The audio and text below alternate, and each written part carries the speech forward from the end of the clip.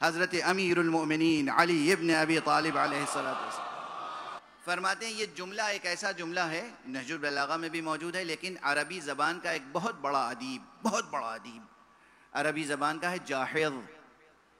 اس نے اپنی ایک ضخیم کتاب میں البیان والتبیین میں، خاصی ضخیم ہے، کئی 100 صفحے کی کتاب ہے، مولا کا یہ جملہ نقل کیا اور پھر وہیں خود لکھا کتاب میں کہ اگر میری اس ضخیم کتاب میں اس ایک علی ابن ابی طالب علیہ السلام کے اس ایک جملے کے علاوہ کچھ بھی نہ ہوتا تو میری یہ کتاب بہت قیمتی تھی. اور اس جملے کا موضوع یہی ہے انسان کی قیمت. امام نے فرمایا ہے قیمت کل امرئ ما یحسنہ، ہر انسان کی قیمت وہ ہے جتنا علم اس کے پاس ہے. تو اب اگر ہمارے امتیوں کو، ہمارے بچوں کو اپنی قیمت بڑھانی ہے، قدر بڑھانی ہے، ویلیو بڑھانی ہے تو کیا کرنا ہوگا؟ علم علم علم علم حاصل کریں، تحصیل علم کریں، دنیا کا ہر علم حاصل کریں اور دین کا علم حاصل کریں. جتنا علم حاصل کریں گے اتنا آپ کا نفس بلند ہوتا چلا جائے گا، اس کی ویلیو بڑھتی چلی جائے گی. ابھی ویلیو کی بات کر رہا ہوں. اور اسی کے مقابلے میں آپ نے پھر یہ بھی سلبی ایجابی اعتبار سے کہا، سلبی اعتبار سے بھی فرمایا اقلکم قیمتاً یا اقل الناس قیمتاً اقلہم علما. دیکھو تمام لوگوں میں سب سے کم ویلیو اس کی ہوتی ہے جس کے پاس سب سے کم علم ہو. ایک طرف یہ کہا کہ تمہاری ذات کی، تمہارے نفس کی اصل قیمت منحصر ہے کس پر؟ اس علم پر جو تمہارے پاس ہے. سمجھ میں آ رہی ہے؟ بالکل توجہ سے، دھیان سے. اب تم میں سے ہر ایک کے نفس کی قیمت کی بات ہو رہی ہے. ہر ایک نفس کی قدر و قیمت وہ علم ہے جو اس کے پاس ہے. یہ ایک بیان. دوسرا بیان فرماتے ہیں کہ کم ترین قیمت اسی کی ہے جس کے پاس کم ترین علم ہو. اقل الناس قیمتاً اقلہم علما. اور اس کے بعد ایک عجیب و غریب فارمولہ بھی دیا.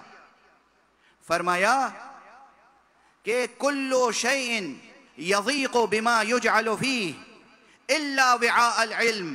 دیکھو ہر شے، ہر ظرف، اگر اس میں کل وعاء یضیق بما یجعل فیہ الا وعاء العلم، ہر شے، ہر ظرف، ہر برتن، ہر کنٹینر وہ پر ہو جاتا ہے اور پھر تنگ ہو جاتا ہے جب اس میں کوئی چیز ڈالی جاتی ہے.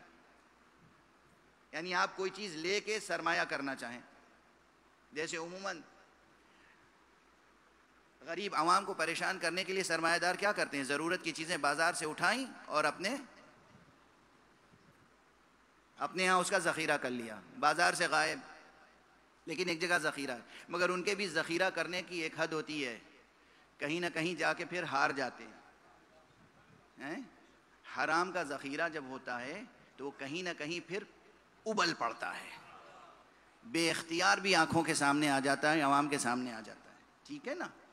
تو ہر ظرف کتنا ہی بڑا ہو، جب اس میں کوئی شے ڈالی جاتی ہے تو وہ لبریز ہو جاتا ہے، پر ہو جاتا ہے، اور پھر اس میں مزید کی گنجائش نہیں رہ جاتی. فرماتے ہیں الا وعاء العلم. اللہ نے ظرف علم ایسا بنایا ہے کہ یہ کبھی لبریز نہیں ہوتا، پر نہیں ہوتا. جتنا علم حاصل کرتے چلے جاؤ گے تمہارا نفس بڑھتا چلا جائے گا، تمہارا نفس ذہن بڑھتا چلا جائے گا، قلب بڑھتا چلا جائے گا. جتنا علم حاصل کرو گے کہیں بھی تمہارے دل میں علم کی زیادتی سے تنگی نہیں پیدا ہوگی. اور یہاں تک اگر بات آ گئی تو اب اور عرض کروں، اللہ بے نیاز ہے اور اس نے خدا کی قسم اپنے رسول کو بھی بے نیاز پیدا کیا ہے اور خود اپنے پاس سے علم دے کر پیدا کیا. لیکن ہمیں اور آپ کو سکھانے کے لیے قرآن مجید میں ایک عجیب و غریب آیت رکھ دی. اے میرے پیغمبر، تم اللہ سے دعا کیا کرو، رب زدنی علما، پروردگار میرے علم میں اضافہ فرما. جب رسول کو بتایا گیا کہ آپ کہیے رب زدنی علما، تو ہم اور آپ کیا کہیں؟ کس صحرا کے ذرے ہیں؟ ارے وہ دیہاتی مثل بھی کہہ دوں تو کوئی حرج تھوڑی ہے، زبان میں ہے. کس کھیت کی مولیاں ہیں کیا ہم اور آپ؟ ہیں کیا؟ اللہ کے رسول کو اللہ نے کہا کہ قل رب زدنی علما، اے رسول آپ دعا کیا کیجئے، کہا کیجئے مسلسل پہ ہم، اے پروردگار میرے علم میں اضافہ کر، اے پروردگار میرے علم میں اضافہ کر. اور ہمارے ہاں کیا ہو رہا ہے؟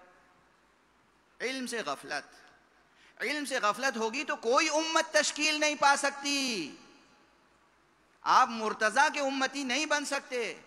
تمام دنیا کی لذتوں سے منہ موڑ کے بس ایک چیز حاصل کرنے کی کوشش کریں، اور وہ ہے علم اور معرفت. اور اس علم اور معرفت میں جو لذت ہے اس کا آپ کو ابھی اندازہ نہیں ہے، لیکن جب لذت کا اندازہ ہو جائے گا تو پھر کوئی چیز اس کے مقابلے میں اچھی نہیں لگے گی. علم کی لذت ہوتی ہے، لذت، مزہ، علم کی لذت ہوتی ہے. اور آپ کو اگر سمجھانا ہو تو ایک مثال سے سمجھا دوں. بات کرنے میں بھی کوئی مزہ ہوتا ہے؟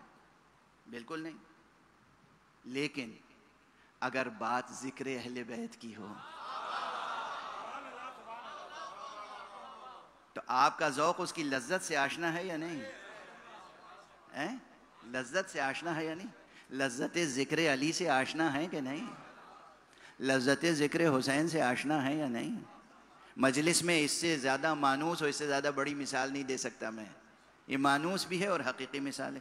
جیسے ذکر کی لذت ہے نا، تو ذکر ہے کیا؟ عین علم. یہ علم کی لذت ہے. علم کی ایک بہتر لذت ذکر میں ہے. تو یہ جو دنیا کے جتنے علم ہیں ان میں بھی لذت ہے. میتھمیٹکس پڑھنے میں بھی لذت ہے اگر ذہن مانوس ہو جائے. فزکس پڑھنے میں بھی ایک لذت ہے. ارے بھوک پیاس بھول جاتے ہیں اچھے ریسرچر، اچھے اسٹوڈنٹ، جب وہ کوئی پرابلم سالو کرتے ہیں. تو علم حاصل کرنے کی لذت پیدا کر لیں، مزہ پیدا کر لیں، اور پھر علم حاصل کریں. دیکھیے دنیا میں کوئی بھی نسل، کوئی بھی قومیت، کوئی بھی قبیلہ آپ کے مقابلے میں ٹھہر نہیں سکے گا. اللہ آپ کو دنیا پر برتری عطا کرتا چلا جائے گا. تو ابھی تک تو بات ویلیو کی تھی.